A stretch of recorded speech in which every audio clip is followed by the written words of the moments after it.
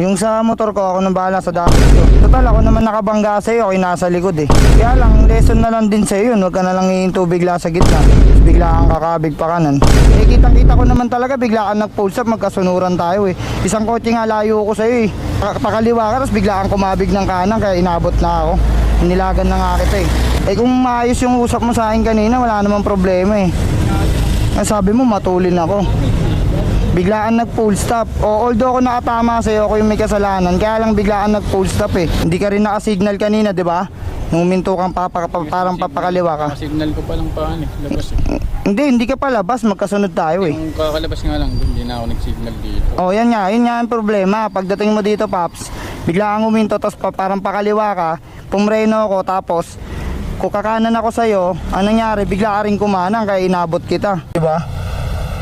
Yung pag full stop mo, may ilagan na kita nun eh. Kaya lang bumalik ka kasi.